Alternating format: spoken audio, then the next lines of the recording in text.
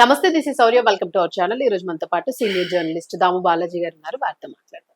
నమస్తే నమస్తే. Sir. Sir, ఫిబ్రవరి 14th violence day ఈసారి చాలా అద్భుతంగా జరుపుకున్నట్టున్నారు ప్రేమికులందరూనే. సో ఓవరాల్ గా చూస్తే ఎవ్రీ ఇయర్ కన్నా ఈ ఇయర్ ఇంకా ఎక్కువగా ఈ కాండోమ్ సేల్ అలాగే ఆ, మన ఓయో ఓయో రూమ్స్ కి సంబంధించి కూడా ఎక్కువగా కనిపిస్తుంది. సో అసలు ఎంత ఉంది సార్ అంటే పోల్చుకుంటున్నారు? అంటే ఒకప్పుడు రొమాన్స్ అంటే ప్లాటోనిక్ లవ్ ఇవి ఉండేవి, దూర దూరంగా నిలబడి ప్రేమించుకున్నారు. మన సినిమాలో కూడా చూసాము. చూపులతోని మనసుతో ఇవాళ అంత ఓపిక ఎవరికి లేదు. సో అంటే కలవడము పాటల్లో కూడా వచ్చేసాయి కదా, ఓయో రూమ్ కి రమ్మంటున్నాడే అని. సో ఇవాళ ఏమి అబ్బాయిలు మాత్రం రమ్మంటలేదు, అమ్మాయిలు కూడా రమ్మంటున్నారు, అమ్మాయిలు కూడా బుక్ చేసుకుంటున్నారు ఓయో రూమ్స్. ఆ మధ్య కూడా ఒక నాకు తెలిసిన కేసు కూడా వచ్చింది. పెళ్లి అయినాక అబ్బాయికి ఎందుకో డౌట్ వచ్చి, ఎందుకంటే పెళ్లికి ముందు అరేంజ్డ్ మ్యారేజ్, పెళ్లికి ముందు ఈ అమ్మాయి ఆ, అబ్బాయి ఓయో రూమ్కి వెళ్దాం అనుకున్నారు. అబ్బాయి ట్రై చేస్తే అవ్వలేదు, నేను చేయనా అని అడిగింది, చెయ్యి అన్నాడు, చేసింది, అయ్యింది. అప్పుడు మర్చిపోయాడు, అప్పుడేం పట్టించుకోలేదు. పెళ్లి అయినాక డౌట్ వచ్చింది, ఈ అమ్మాయి ఓయో రూమ్ ఎలా బుక్ చేసింది, నాలెడ్జ్ ఉందా అని. అప్పుడు ఆ అమ్మాయి గూగుల్ సెర్చ్ హిస్టరీ చూస్తే అమ్మాయి చాలాసార్లు ఓయో రూమ్ బుక్ చేసి ఉన్నది, పోర్న్ సైట్లు చూసింది, ఇవన్నీ ఉంది. దాంతో అడిగితే అవును బుక్ చేసాను, తప్పే ఉంది, నా బాయ్ ఫ్రెండ్స్ చాలా మంది ఉండేవాళ్ళు అని చెప్పింది. తర్వాత విడాకులకు అప్లై చేశాడు. ఫైనల్గా ఈఎంఐ అతని మీద కేసు పెట్టింది. ఫైనల్గా సెటిల్మెంట్ అయింది 25 లక్షలకి ఎంతకో. ఒక వారం కూడా అతను కాపురం చేయలేదు. సో ఇలాంటి పరిస్థితి, అంటే అమ్మాయిలు కూడా మోడర్నైజ్ అవుతున్నారు.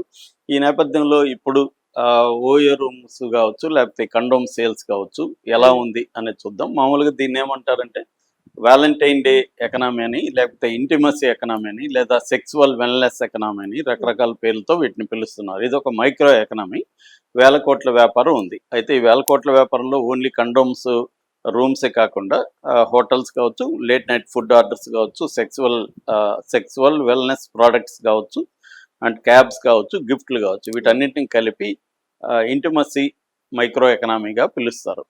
సో ఈ నేపథ్యంలో మనం only condoms and OYO rooms కానీ చూసుకుంటే ఎలా ఉంది ట్రెండ్ అనేది అర్థమవుతుంది.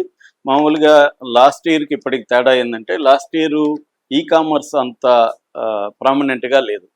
ఇప్పుడు ఏంటంటే ఈ కామర్స్ జెప్టో కానీ, బ్లింకెట్ కానీ, తర్వాత స్విగ్గీ, ఇన్స్టామార్ట్ కానీ ఇవన్నీ వచ్చేసాయి. అంటే ఎందుకు అంటే ముందు ప్లాన్ చేసుకొని ఆర్డర్లు పెట్టాలి. ఇవాళ మనకి కలిసి మనం కలుద్దామా ఇలాగ అనుకున్నాం, టక్కని ఆర్డర్ పెడితే కండోమ్ 10 నిమిషాల్లో వచ్చేస్తుంది ఎక్కడికి కావాలన్నా. సో ఆ కిక్ కామర్స్ వల్ల కండోమ్ సేల్స్ పెరిగాయి. జనరల్గా ఇండియాలో కండోమ్ సేల్స్ పర్ డేకి 80 లక్షల నుంచి 1 కోటి ఆర్డర్స్ వస్తుంటాయి. అంటే మెడికల్ షాపుల్లో కావచ్చు, క్విక్ కామర్స్లో కావచ్చు. కానీ నిన్న 40% పెరిగాయి, అంటే 1,40,00,000 వరకు. ఇది అఫిషియల్గా చెప్పట్లేదు, కానీ ఈ ప్లాట్ఫామ్ సేల్స్ ఇవన్నీ చూసినప్పుడు అర్థమైంది ఏమంటే 1,40,00,000 వరకు నిన్న ఒక రోజు కండోమ్స్ సేల్స్ జరిగాయనేది చెప్తున్నారు. అంటే కండోమ్ వాడకుండా కూడా ఇంటర్ కోర్స్ ఉండొచ్చు, బట్ కండోమ్ వాడే కల్చర్ కూడా ఈ మధ్య కాలంలో బాగా పెరిగింది. ఎందుకంటే అమ్మాయిల్లో కూడా అవేర్నెస్ పెరిగి కండోమ్స్ కంపల్సరీ అని చెప్పి డిమాండ్స్ చేయడం కూడా పెరిగింది. అలాగా కండోమ్ సేల్స్ నిన్న పెరిగాయి. అది కొంత దాని ఏమంటారు, 3 కలిస్తే ఇంత తక్కువకి ఇవ్వడం, రిబేట్లు ఇవ్వడం, డిస్కౌంట్లు ఇవ్వడం. కొన్ని చోట్ల అయితే రోజెస్ వర్సెస్ కండోమ్స్ అనే సీరీస్ కింద టైటిల్స్ కూడా వచ్చాయి. అంటే రోజు ఫ్లవర్స్ కంటే కూడా కండోమ్ చీప్గా ఉందని. సో ఎందుకంటే రోజెస్ రేట్లు బాగా పెరిగిపోయాయి. ఒక రోజు 100 రూపాయల నుంచి 120 రూపాయల వరకు కూడా నిన్న పెరిగింది, డిమాండ్ పెరిగింది. కానీ కండోమ్స్ మాత్రం తగ్గించి గిఫ్ట్ లాగా ఇస్తున్నారు అనమాట. సో దీన్ని సేఫ్ లవ్ ప్రో పేరుతో ఒక క్యాంపెయిన్ కూడా స్టార్ట్ చేశారు, సేఫ్ లవ్ అనేసి. సో అలాగా కండోమ్స్ సేల్స్ అనేవి బాగా పెరిగాయి. అయితే కండోమ్స్ ఎలాంటివి ఆర్డర్ ఇచ్చారంటే ఎక్కువగా flavoured, lubricated, premium quality. So ఈ 3 రకాల కండోమ్స్ ఇది. ఇందులో కూడా ఫ్లేవర్డ్లో చాక్లెట్ ఫ్లేవర్ 38% సేల్స్ అంట. అంటే ఆ ఫ్లేవర్ని ఎక్కువగా జంజీ బ్యాచ్ లైక్ చేస్తున్నారు. సో ఇది కండోమ్స్ సంబంధించి. ఇక ఓయో రూమ్స్ మామూలుగా ఈ మధ్యకాలంలో ఓయో రూమ్స్ బుక్ చేసుకోవడం తగ్గింది. బట్ నిన్న చూసుకున్నప్పుడు దాదాపు 95% ఆక్యుపెన్సీ రేటు ఓయో రూమ్స్. వాళ్ళు కూడా స్టే ఇన్ లవ్ అనే ఒక క్యాంపెయిన్ స్టార్ట్ చేశారు. సో ఓయో రూమ్స్ బుక్ చేయడం కూడా బాగా పెరిగింది. అయితే ఓయో రూమ్స్ లో మామూలుగా అయితే అబ్బాయిలు బుక్ చేసేవాళ్ళు, అయితే నిన్న చూసుకుంటే అమ్మాయిలు బుక్ చేయడం బాగా కనిపిస్తుంది ట్రెండ్. అట్లాగే కపుల్ బుకింగ్ కూడా బాగా పెరిగింది. ఇద్దరు Okay. కలిసి బుక్ చేసుకోవడం అది కూడా బాగా పెరిగింది. అట్లాగే కండోమ్స్ కూడా మెడికల్ షాపుల్లో అబ్బాయిలు పోయి అడగడం కంటే అమ్మాయిలు పోయి అడగడం కూడా నిన్న బాగా పెరిగిందని చెప్తున్నారు. అట్లాగే కపుల్ ఇద్దరు కలిసి వెళ్ళి మెడికల్ షాపులు కండోమ్స్ కొనడం కూడా నిన్న బాగా కనబడింది అనేది చెప్తున్నారు. సో అలాగా ఓయో రూమ్స్ లో మనకి మొత్తంగా 175% రైజ్ అంట నిన్న వరకు మాత్రమే. సో అందుకని చాలా మంది ఓయో రూమ్స్ వాళ్ళే లాయర్లని వాళ్ళు పెట్టి కూడా క్యాంపెయిన్ పెట్టారు. అంటే ఓయో రూమ్స్ లో మీరు అడల్ట్స్ వెళ్ళొచ్చు, అది ఇల్లీగలే, పోలీసులు పట్టుకుంటే ఏం చేయాలో కూడా వాళ్ళకి గైడెన్స్ ఇచ్చారనమాట. అంటే పోలీసులు పట్టుకుంటే మీరు మీ ఏజ్ ని ధృవీకరించే కార్డులు పెట్టుకోండి, ఐడి కార్డులు మీ దగ్గర పెట్టుకోవాలి. మీ ఏజ్ ని ధృవీకరించే కార్డులు పెట్టుకొని మేమిద్దరం కాన్సెన్సువల్ గా వచ్చాము, మేమిద్దరం ఒక సమ్మతితో వచ్చాము.